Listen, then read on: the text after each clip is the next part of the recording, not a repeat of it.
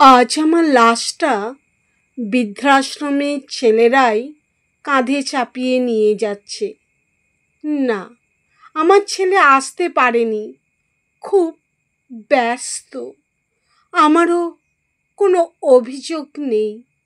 শেষ কয়েকটা বছর যাদের সাথে কাটিয়েছি তারা তো আছে, আবার কি? একটার বেশি সন্তান নিইনি। যদি ওকে ঠিকমতো মানুষ করতে অসুবিধা হয়, আর নিলেই বা কী হতো, তারাও হয়তো ব্যস্ত থাকতো। তবে হ্যাঁ, এই বৃদ্ধাশ্রমে কিন্তু আমার ছেলে আমাকে পাঠায়নি, আমি নিজে থেকেই এসেছিলাম। ওর মা মরে যাওয়ার পর আমি যেন সংসারের বোঝা হয়ে গিয়েছিলাম। সারা জীবন একটা ছোট্ট দোকান থেকে যা ইনকাম করেছি সংসারের চাহিদা মেটাতেই শেষ করে ফেলেছি। সরকারি চাকরি করতাম না যে পেনশন পাবো, তাহলে হয়তো পেনশনের টাকাটা বৃদ্ধ বয়সে কাজে লাগতো। যাক, ওর মায়ের কথায় বাড়িটা ছেলের নামে করে দিয়েছিলাম। ওর মা মারা যাওয়ার পর আমার ছেলের সংসারে অশান্তি লেগেই থাকতো, শুধু আমাকে নিয়ে।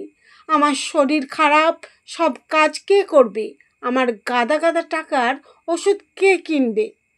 জানি না ভগবান বৃদ্ধ হলেই কেন এত অসুখ বিসুখ দেয়।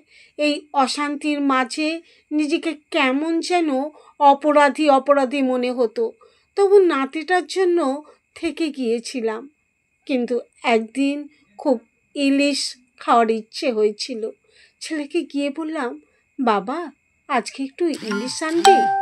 ছেলে আমার খুব রেগে যায়। জানো বাজারে ইলিশের কত দাম? তোমার ঔষধের পিছনে টাকা ঢালতে ঢালতে নিজেরাই খেতে পারছি না, ইলিশ খাবে। নিজেকে সেদিন আর সামলাতে পারিনি। ঘরে এসে ওর মায়ের ছবিটা নিয়ে অঝরে কেঁদেছিলাম।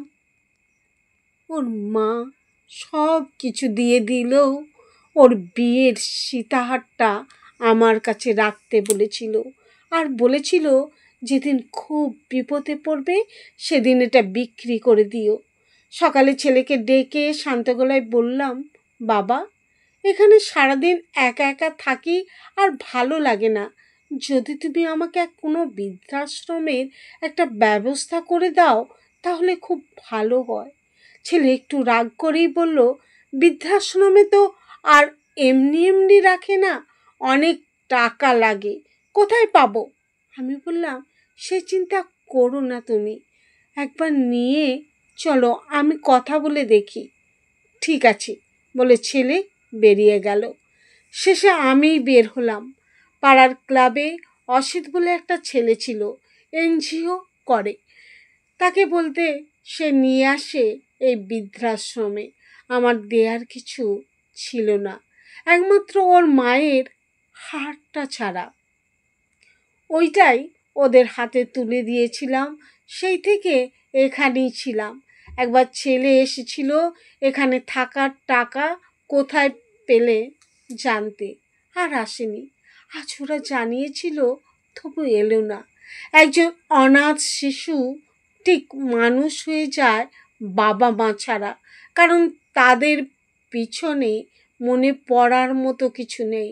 কিন্তু শেষ বয়সে বৃদ্ধ বাবা মা বাঁচতে পারে না সন্তান ছাড়া, কারণ অনেক স্মৃতি যে বারবার মনে পড়ে, কত স্বপ্নের কবর দিয়ে, কত ইচ্ছা বিসর্জন দিয়ে, কত মাথার ঘাম পায়ে ফেলে সন্তান বড় করতে হয়, বারবার তার সামনে চলে আসে।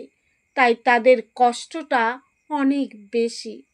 আমরা কি পারি না যারা আমাদের জন্য সব সুখ শান্তি ত্যাগ করে আমাদের বড় করেছেন তাদের বৃদ্ধ বয়সের সন্তানের মতো দেখতে, তাদের ছোট ছোট চাহিদাগুলো পূরণ করতে? একবার করে দেখুন, তাদের হাসিটা দেখে যে সুখ পাবেন, লাখ লাখ টাকা খরচ করে সেই সুখ কিনতে পারবেন না। বুক ফুলিয়ে বলুন, বাবা মা আমার সাথে নয়, আমরা বাবা মার সাথে থাকি।